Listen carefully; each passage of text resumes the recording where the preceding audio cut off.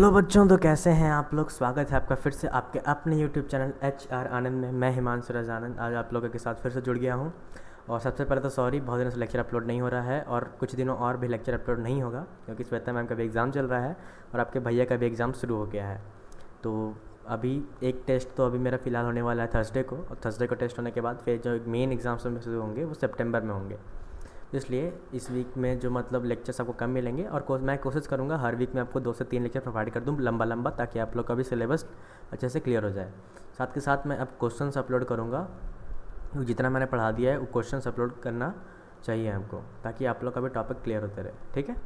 और अब जो बात हम लोग करने जा रहे हैं वो है कि आज जो हम लोग करने जा रहे हैं वो है सबसे पहला कि आज हम लोग 3D मॉडल्स देखेंगे, प्रोकैरियोटिक और यूकैरियोटिक सेल का, जिससे आप लोग को कॉन्सेप्ट 100% बहुत अच्छे से क्लियर हो जाएगा।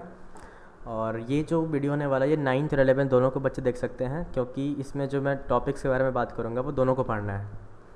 प्रोकैरियोटिक 9th वालों को नहीं पढ़ना, लेकिन 11th वालों को पढ़ना है। तो आप लोग शुरू का जो 10 मिनट होगा वीडियो का वो दोनों क्लास के स्टूडेंट्स देख सकते हैं। उसके बाद मेनली क्लास 11th का माइटोकॉन्ड्रिया के साथ हम लोग शुरू करेंगे। चलो सबसे पहले एनिमेशन दिखा देता हूँ तुम लोगों को। ठीक है, ये देखो, ये जो स्ट्रक्चर है ये है प्रोकैरियोटिक सेल। इस प्रोकैरियोटिक सेल में अगर मैं तुम्हें बताऊँ तो सबसे पहली बात जो यहाँ पे है वो है आपका ये वाला पार्ट। ये जो आप लोग देख पा रहे हो ये है फ्लैजिला। ये मैंने आप लोगों को बता भी रखा है कि ये क्या है, ये है फ्लैजिला। ठीक है, ये फ्लैजिला वाला पार्ट है। और उसके बाद यहाँ पे जो देख पा रहे हो इसके बारे में हम लोग कल के टॉपिक में पढ़ेंगे। ये 11th वाले बच्चों के लिए मैं बता रहा हूँ। ठीक है, 9th वाले बच्चे घबराएंगे नहीं। आप लोग को जो सेकंड इसका यूकैरियोटिक सेल में दिखाऊंगा वहाँ पे आप लोगों का काम है। ये फ्लैजिला हो गया। ये तुम साइड से जो देख रहे हो ये फिम्ब्रिया है, जो इसको अटैचमेंट में हेल्प करता है। ठीक है, और बाकी फिर अंदर के सेल के बारे में हम लोग बात करेंगे। तो चलो अंदर वाला देखते हैं पार्ट।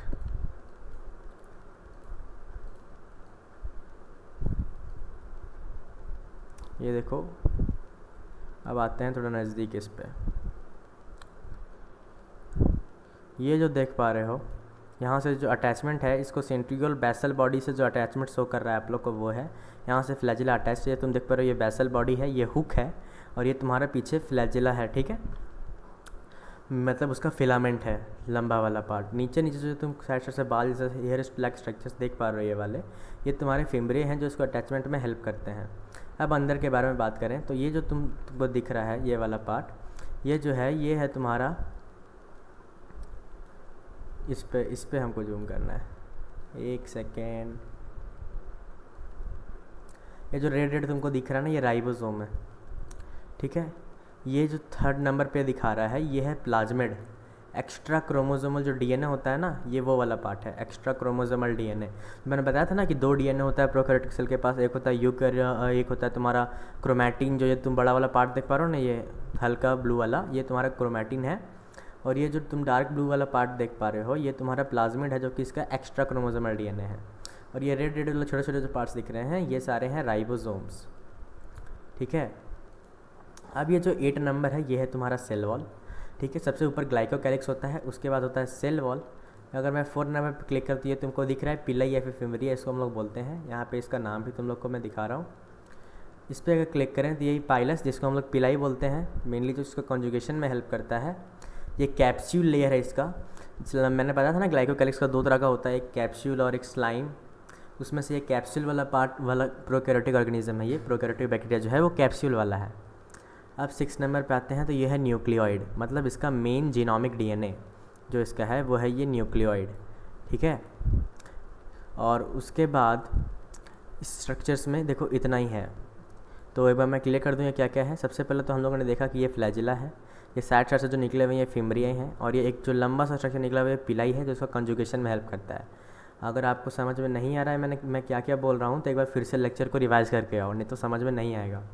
ठीक है, पहला लेक्चर सेल का जो मैंने दिया था उसमें ये सारी चीज़ें मैंने बताई थी प्रोकैरियोटिक सेल में।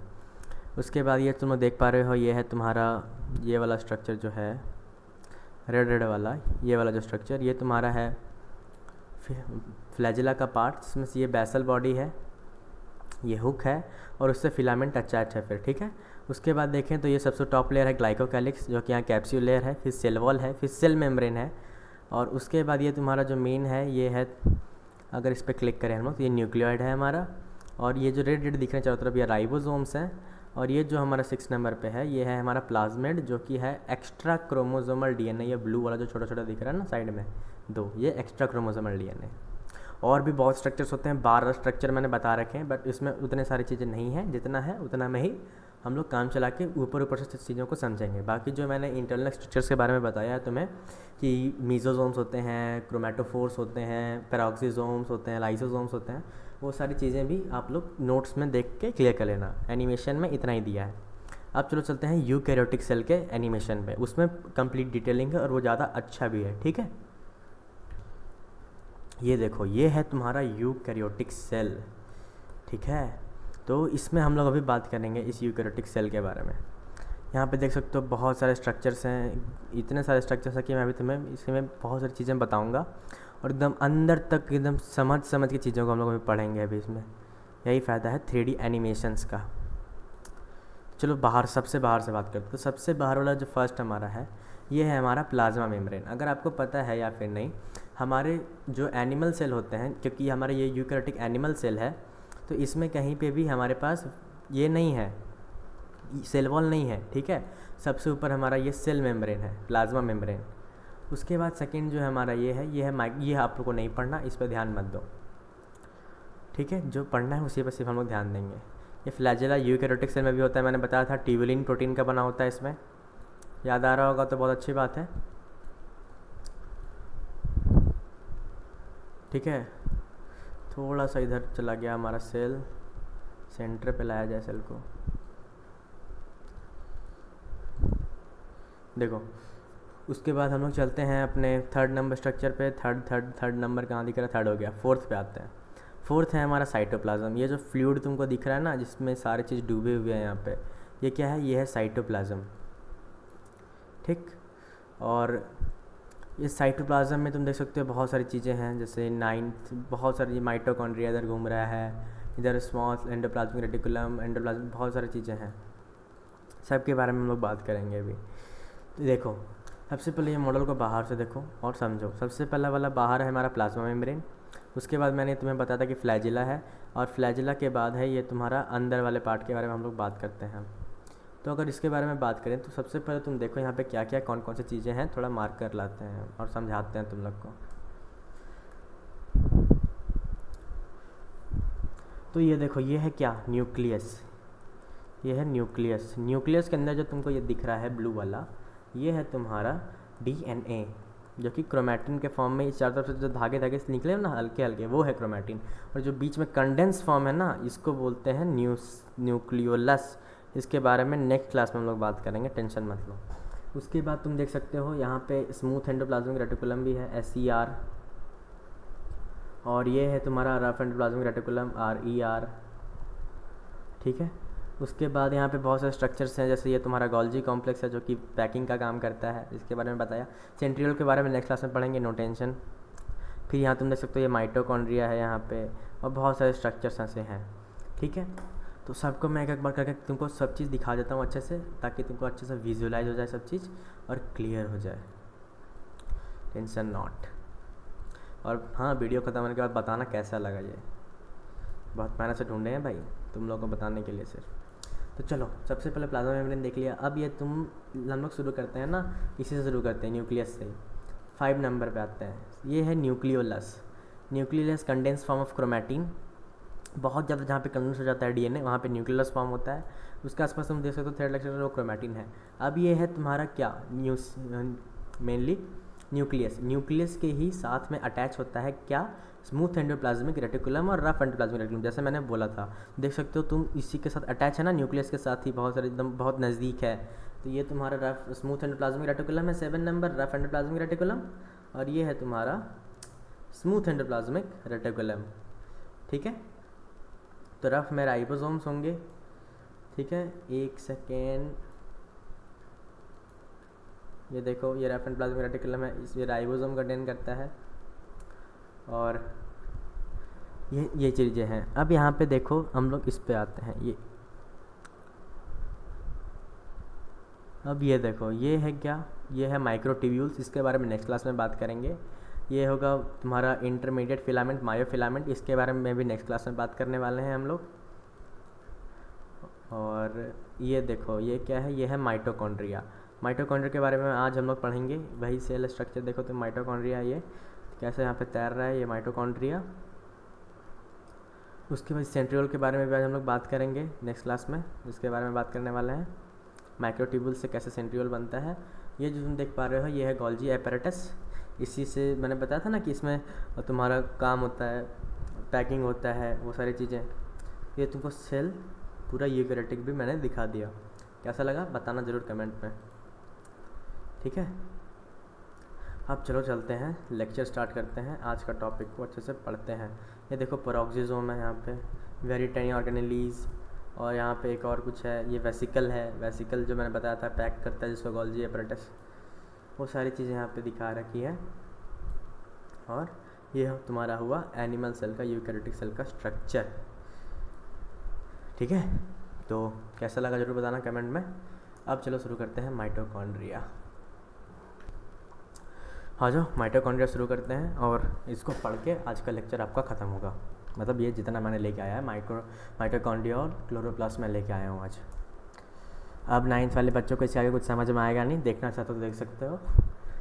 देखो माइटोकॉन्ड्रिया एक जब सिंगुलर होता है उसको बोलते हैं माइटोकॉन्ड्रियन, और जब बहुत सारे एक साथ होते हैं ना तो उसको बोलते हैं माइटोकॉन्ड्रिया, ठीक है। It is not visible without staining. इसको बिना स्टेन किए हम लोग देख नहीं सकते, मतलब इसको कलर करना ज़रूरी है, तभी इसको हम लोग माइक्रोस्कोप में देख पाएंगे, नहीं तो देख नहीं सकते।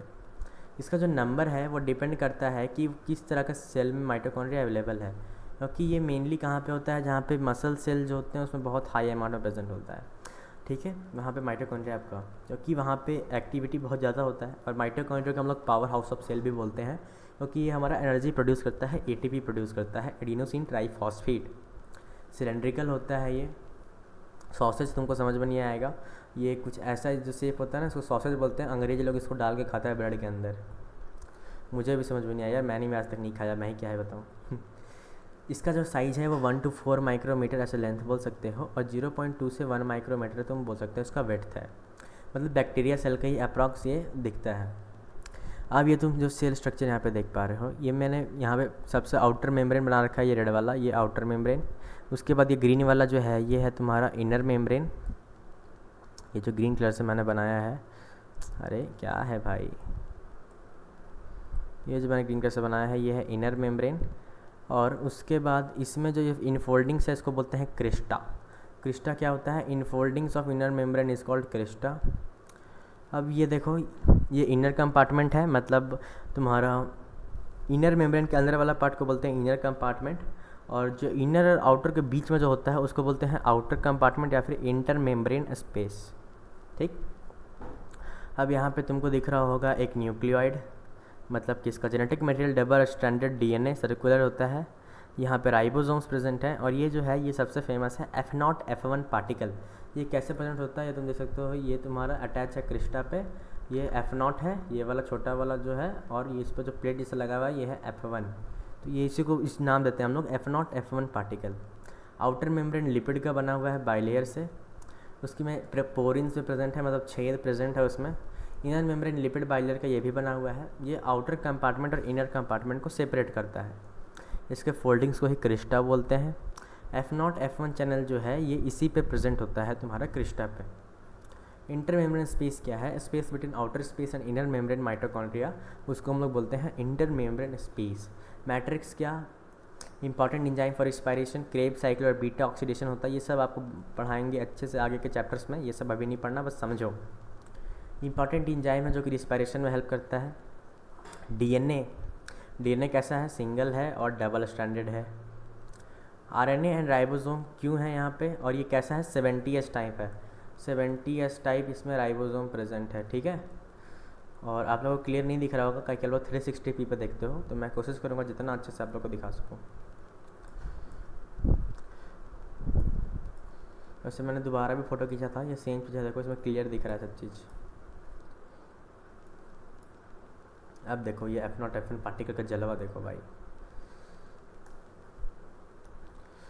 ये करता क्या है, ATP बनता कैसे है। सबसे पहले तो ये सेल है, इसके अंदर क्या होता है H+। इलेक्ट्रॉन ट्रांसपोर्ट सिस्टम जो यहाँ पे हमारा प्रेजेंट है इन फोल्डिंग्स ऑफ मेम्ब्रेन पे, ये क्या करता है कि F0 F1 पार्टिकल जो यहाँ पे प्रेजेंट है H+ को उसके थ्रू पास करवाता है, जिसके कारण जो आपका F1 पार्टिकल है वो रोटेट होता है। और ये H+ को हम लोग प्रोटॉन बोल सकते हैं। जब ये H+ चैनल जो है वो आपका F0 से अंदर जाता है तो F1 जो हेड है हमारा उसको घुमा देता है, जिसके कारण क्या होता है ATP प्रोड्यूस होता है। वही मैंने यहाँ हिंदी में लिख भी रखा ताकि मैं भी बाद में ना भूल जाऊँ।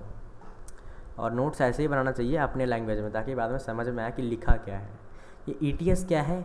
इलेक्ट्रॉन ट्रांसफ़र सिस्टम तुम इसको बोल सकते हो। H+ को इंटर मेम्ब्रेन से निकाल के डाल देता है F0 के थ्रू F1 में, जिसके कारण हेड रोटेट होता है और प्रोड्यूस होता है ATP, यानी कि एक मोटर की तरह इसको तुम समझ सकते हो। अब माइटोकॉन्ड्रिया को सेमी ऑटोनोमस क्यों बोला गया? माइटोकॉन्ड्रिया को सेमी ऑटोनोमस इसलिए बोलते हैं क्योंकि माइटोकॉन्ड्रिया प्रोटीन्स बना सकता है, ऑफ कोर्स बना सकता है, क्योंकि इसके पास राइबोसोम प्रेजेंट है, जैसा मैंने तुमको अभी ऊपर बताया यहाँ स्ट्रक्चर में कि हाँ इसके पास राइबोसोम प्रेजेंट है, तुम यहाँ पे देख भी सकते हो। लेकिन बात क्या है कि ये सारे प्रोटीन्स जो इसको चाहिए वो ये खुद नहीं बना सकता, इसलिए इसको हम लोग बोलते हैं सेमी ऑटोनोमस।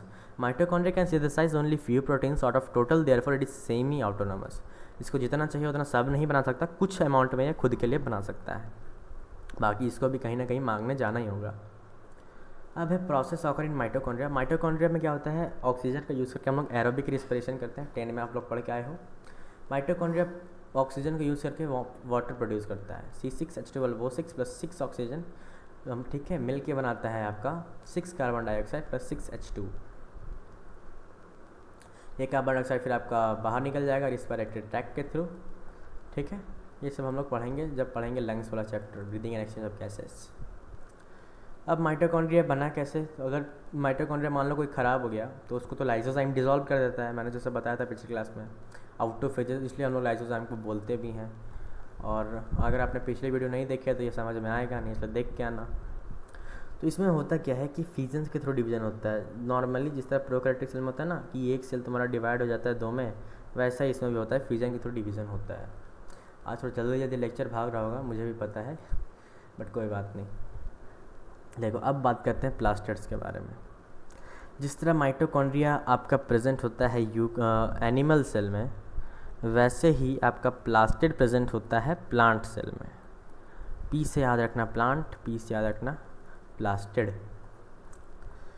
तो सबसे पहले तो ये प्लांट में मिलता है, algae, bryophyta, pteridophyta, gymnosperm, angiosperm plus euglenoid. ये सब के बारे में बायोलॉजिकल क्लासिफिकेशन में बात करेंगे, जो कि आपका चैप्टर 2 है। साइज देख लो 2 to 4 माइक्रोमीटर और लेंथ है 5 to 10 माइक्रोमीटर। शेप कैसा है? फ्लैट है और लेंस शेप का है। लेंस मतलब वो तुमने लेंस देख रहे होगा, चश्मा वाला लेंस, वैसा ही।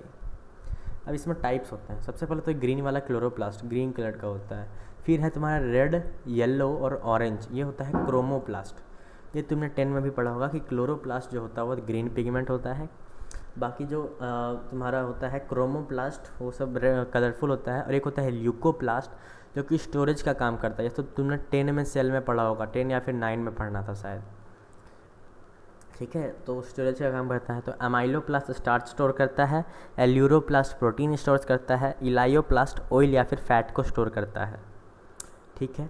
और इलायोप्लास्ट को हम लोग ओलियोप्लास्ट में बोलते हैं क्योंकि ये ऑयल भी स्टोर करता है। तो एमाइलेज से याद रखना स्टार्च, एल्यूरो से याद रखना प्रोटीन और इलायो से याद रखना ऑयल, तो उसका नाम भी मिलता है। इसमें क्या है दिक्कत है, बाकी याद तो रखना ही होगा, इसका कुछ हम लोग कर नहीं सकते। लोकेशन ऑफ प्लास्टिड्स की बात करें तो प्लास्टिड्स कहाँ प्रेजेंट होंगे? अगर तुम फ्लावर देखोगे तो वो तो कलरफुल होते हैं। अब कलर लाने के लिए क्या क्या पिगमेंट है? रेड, येलो, ऑरेंज, मतलब उसमें क्रोमोप्लास्ट होगा। तो फ्लावर में क्या होगा? क्रोमोप्लास्ट। अब ये जो पत्ता है तुम्हारा जो कि ग्रीन है, ग्रीन और येलो दोनों है, ये ग्रीन येलो दोनों है, इसलिए इसमें क्लोरोप्लास्ट ज़्यादा है क्योंकि ज़्यादा ग्रीन है और येलो कम है, क्रोमोप्लास्ट कम है। इसमें देखो ये येलो ज़्यादा है, ग्रीन कम है, इसलिए इसमें क्रोमोप्लास्ट ज़्यादा होगा, क्लोरोप्लास्ट कम होगा। क्योंकि क्रोमोप्लास्ट कलर देता है, क्लोरोप्लास्ट ग्रीन कलर प्रोवाइड करता है। ये कलरलेस है, तुम्हारा ये जो रूट्स है ये कलरलेस है, इसका कोई कलर नहीं है। इसमें ल्यूकोप्लास्ट होगा, ये स्टोरेज का काम करेगा। फ्रूट में भी कोई यहाँ ग्रीन कलर नहीं है तो ये क्रोमोप्लास्ट इसमें होगा, क्लोरोप्लास्ट से ज़्यादा। पिगमेंट्स की बात करें तो chemical compound which can absorb wavelength of light is called pigments. ऐसे केमिकल कंपाउंड जो कि किसी आने वाले लाइट के वेवलेंथ को एब्जॉर्ब कर सकते हैं उसे पिगमेंट बोलते हैं। वेवलेंथ आपको केमिस्ट्री में पढ़ाया जाएगा, जब आपको चैप्टर 2 पढ़ाया जाएगा एटॉमिक स्ट्रक्चर्स, तो वहाँ पे आपको हाइजेनबर्ग अनसर्टेनिटी प्रिंसिपल पढ़ाया जाएगा, वहाँ पे आपको इसके बारे में बताया जाएगा। अब क्लोरोप्लास्ट और क्रोमोप्लास्ट देख लो। क्लोरोप्लास्ट में क्लोरोफिल, कैरोटीन एंड जैंथोफिल होता है, और क्रोमोप्लास्ट में कैरोटीन और जैंथोफिल होता है, क्लोरोफिल नहीं होता। यही क्लोरोफिल नहीं होने के कारण इसको ग्रीन कलर इसमें प्रेजेंट नहीं होता और इसमें ग्रीन कलर होता है। ठीक है, अब जो सॉल्युबल इन वाटर कौन कौन सा, एंथोसायनिन, ये याद रखने की जरूरत नहीं है, एनसीईआरटी में दिया नहीं है। और ये क्लोरोफिल तुम देख लो, कैरोटीन देख लो, और ये जैंथोफिल देख लो। क्लोरोफिल ग्रीन, कैरोटीन रेड और ऑरेंज, और जैंथोफिल येलो होता है। चलो क्लोरोप्लास्ट के बारे में बात करते हैं। ये भी फिजन से, मतलब जिस तरह माइटोकॉन्ड्रिया है वैसे ही क्लोरोप्लास्ट है। ठीक है, दोनों को लगभग सेम याद रखना। ये लीफ सेल में प्रेजेंट होता है, सेपल ऑफ फ्लावर में। सेपल मतलब वो जो ये फूल है मान लो, तो यहाँ पे ये जो तुम्हारा नीचे ग्रीन वाला पार्ट होता है ना, इस पर कवर जो लगा के रखता है, इसको बोलते हैं सेपल।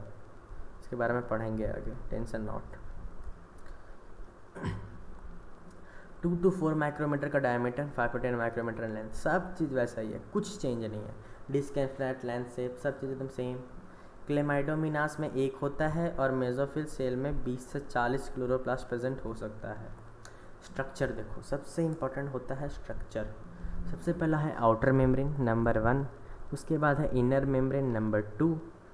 ठीक है, उसके बाद तुम देख सकते हो यहाँ राइबोसोम्स प्रेजेंट है, जो तुम्हें पता है पहले मैं वो बता रहा हूँ। फिर देख सकते हो राइबोसोम है, वो कैसा है 70S राइबोसोम। अभी जब राइबोसोम डिस्कस करेंगे तो सब बता देंगे किसमें कैसा होता है। डीएनए भी है, डीएनए कैसा, डबल स्टैंडर्ड डीएनए, इसमें भी। थैलाकॉइड और ग्रेनम के बारे में बात करते हैं।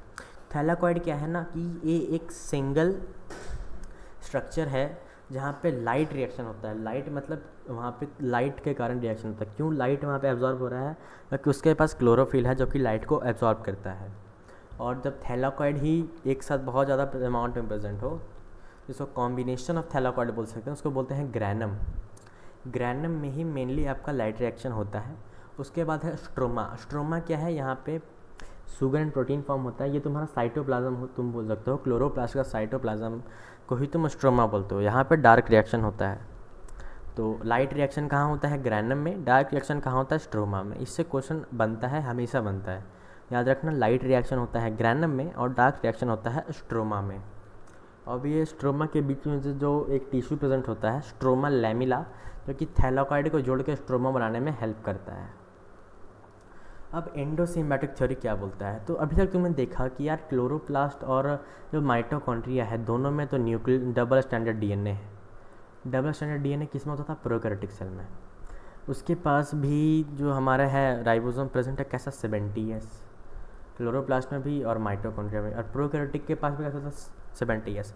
तो साइंटिस्टों का ऐसा मानना था कि ये एक थ्योरी है, ये बताता है कि एक स्मॉल सेल, एक प्रोकैरियोटिक बैक्टीरियल सेल कैप्चर हो गया है हमारे सेल में। किसी तरह से वो हमारे सेल में घुसा और वो वहाँ फंस के रह गया और वो डेवलप कर गया, इवोल्यूशन हो गया हमारे सेल का। यही बोलता है एंडोसिम्बायोटिक थ्योरी। और यही जो प्रोकैरियोटिक सेल हमारे बॉडी के सेल्स में जो फंस गया, वो डेवलप कर गया एज माइटोकॉन्ड्रिया, और प्लांट्स में जो फंसा वो डेवलप कर गया एज क्लोरोप्लास्ट। ऐसा साइंटिस्टों का मानना है। ये थ्योरी कितना सही है और कितना गलत ये हम लोग नहीं जानते, लेकिन इसका कुछ प्रूफ्स भी है हमारे पास। जैसे कि बोथ माइटोकॉन्ड्रिया एंड बैक्टीरिया है 70S, दोनों के पास 70S राइबोसोम है, दोनों के पास circular double standard naked DNA भी है। मतलब वो छोटा सेल जो फंसा वो बैक्टीरिया का था, जो इवॉल्व कर गया माइटोकॉन्ड्रिया में। समझ रहे हो? ये आज का लास्ट पेज, राइबोसोम सबसे इम्पॉर्टेंट पार्ट। इसका डिस्कवरी हुआ था 1953 में। पैलेड नाम के साइंटिस्ट ने ऑब्जर्व किया एक ग्रैन्युलर स्ट्रक्चर इलेक्ट्रॉन माइक्रोस्कोप है। सिंपल सी बात है, बहुत छोटा होता है। तुम अभी एनिमेशन में भी मैंने दिखाया तो कैसे जो किया, तो इलेक्ट्रॉन माइक्रोस्कोप में साइज 15 से 20 नैनोमीटर। तुमको मैंने बता रखा है माइक्रो मतलब होता है 10 का पावर, माइक्रो मतलब होता है 10 का पावर -6, नैनो मतलब होता है 10 का पावर -9। ये याद रखना, ऐसा ना भूल जाओ। स्ट्रक्चर कैसा होता है? ये मीटर में है सब, ठीक है। 10 का पावर -6 मीटर, 10 का पावर -9 मीटर। स्ट्रक्चर कैसा है? ग्रैन्युलर, मतलब छोटा छोटा ग्रैन्यूल जैसा दिखता है, ग्रैन्यूल ऐसे, ठीक है। दाना तुम बोल सकते छोटा छोटा। लोकेशन की बात करें तो प्रोकैरियोटिक सेल के साइटोप्लाज्म में प्रेजेंट होता है 70S टाइप, यूकैरियोटिक सेल में प्रेजेंट होता है साइटोप्लाज्म में 80S टाइप, और माइटोकॉन्ड्रिया प्लास्टिड में 70S टाइप ही प्रोड्यूस होता है। तो तुम देख सकते हो कि प्रोकैरियोटिक सेल और प्लास्टिड और माइटोकॉन्ड्रिया में कैसा है 70s, और यूकैरियोटिक के साइटोप्लाज्म में कैसा है 80s। अब केमिकली जो तुम्हारा बना है राइबोसोम, वो बनता है दो चीज़ से, आरएनए और प्रोटीन को मिला के। इसके बारे में 12 में पढ़ना है अच्छे से, इसलिए ध्यान अभी देने की उतनी ज़रूरत नहीं है, लेकिन हाँ कॉन्सेप्ट याद रखना। अब राइबोसोम का 2 सब यूनिट होता है, मैंने पहले भी बताया तुमको। एक होता है 70s का अगर तोड़ें तो वो होता है तुम्हारा 50-30, और 60 मतलब 80s को तोड़ें तो वो होता है तुम्हारा 60-40।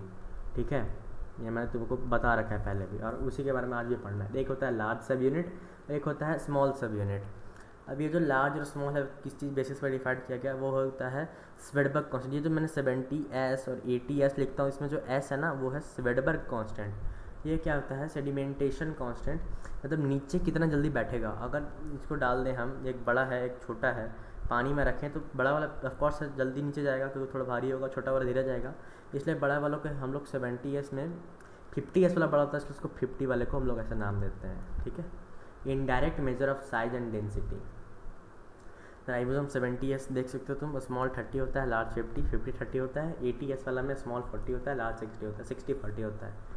राइबोसोम का जो असेंबली होता है वो कौन करवाता है, मैग्नीशियम 2+, मतलब ये दोनों को जोड़ने में कौन हेल्प करता है, 50 और 30 को जोड़ के 70 बनाने में कौन हेल्प करता है, ये हेल्प करता है मैग्नीशियम 2+। तो आज के लेक्चर में इतना ही, मिलेंगे अब नेक्स्ट लेक्चर में, और नेक्स्ट लेक्चर में बहुत ही इंपॉर्टेंट टॉपिक है सेंट्रियोल और वो सारी चीज़ें। तो वो आई थिंक आप लोग को नेक्स्ट वीक ही अब मिलेगा, संडे को 20 तारीख को मिल सकता है, नहीं तो इसी वीक का फ्राइडे को मिल जाएगा 18 को। अगर वैसा रूटीन रहा मेरा देख लेंगे, एंड आई होप कि 18 को ही आ जाएगा। और 18 को आएगा तो छोटा मोटा लेक्चर नहीं आएगा, सीधा 2 से 3 घंटे का लेक्चर आएगा, जिसमें आपका ये चैप्टर फिनिश ही कर देंगे अब एक ही बार, बहुत लंबा खिंचा रहा है इसलिए एक बार इसको फिनिश कर देंगे। तो ये लेक्चर आपको अभी अपलोड हो जाएगा, आराम से आप लोग इसको देखिए, और कहीं डाउट हो तो बताइएगा। और हाँ, एनिमेशन कैसा लगा जो सबसे शुरू में मैंने दिखाया था वो ज़रूर बताना। ठीक है, तो मिलते हैं नेक्स्ट क्लास में। Have a nice day, bye bye.